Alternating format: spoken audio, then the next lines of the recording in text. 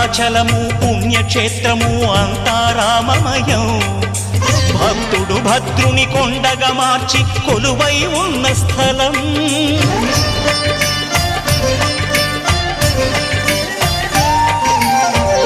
భక్తితో రామదాసు ఈ ఆలయమును కట్టించనయా.